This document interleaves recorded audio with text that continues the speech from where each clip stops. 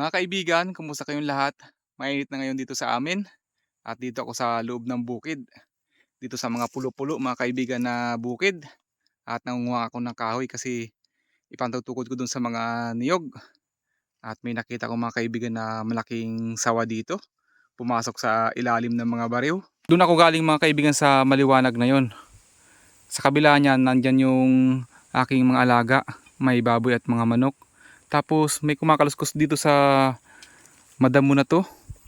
Ayan, mga tuyong dahon mga kaibigan ng bariw. Tapos nung tiningnan ko, biglang tumawid dito. Haba mga kaibigan.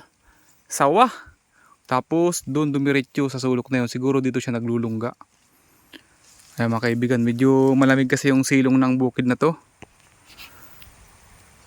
Ang problema mga kaibigan, malapit lang to dito sa ilog at sa aking mga kulungan ng mga manok. Delikado. Hinayaan ko na siya dyan mga kaibigan. Tumigil na lang yung pagkilos niya. Siguro pumasok na sa kanyang lungga. Hindi naman nang habol yun mga kaibigan. Basta hindi lang maapakan. Sawa. Hindi naman siya yung cobra. Kasi kitang kita ko dumaan sa harapan ko mga kaibigan eh. Mga gabraso pa lang ng bata. Hindi pa ganun kalakihan. At sana wala nang kasama. Talagang masukal dito sa ilalim ng mga bariwan mga kaibigan.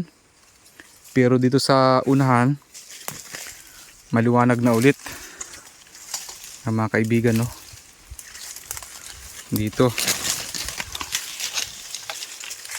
Yan, mga madamo pero hindi tulad dito sa akin napupistuhan na magandang lunggaan talaga. Mga kaibigan, no? Yan. Dito sa bandang sulok na to. Yan siya pumasok. At kukunin ko na yung kinuha kong kahoy mga kaibigan. Gagawin kong pantukod dun sa aking mga nyug. At yung iba, gagawa ko ng kulungan ng aking mga alagang manok. Iiwanan ko na dito tong lugar na to. Sana mapalinis. Pero di naman nangaano yan. Basta hindi lang masaktan. Ito mga kaibigan, gamit yung pamputol oh. Lagari. Galing sa South Korea. Kasama dun sa mga pinabox ko. At magandang gamitin. Maliit lang pero napakatalim. Siyempre mayroong itak. Hindi mawawala ng itak. At gamit na gamit itong aking lagaring nabili sa Korea. Dahil nung bumagyo, ginamit ko sa mga pamputol ng mga kahoy na natumba doon sa mga sanga-sanga. Pagpapatuloy ko lang mga kaibigan aking ginagawa at ako uuwi na para maumpisahan na yung mga trabaho dito. At kumusta po yung mga dinaanan ng bagyo? Alam ko pong hindi madali yung mga pinagdadaanan nyo ngayon. Mahirap man pero makakabangon din tayo basta magtiwala lang tayo. Lalong lalo na sa kanya.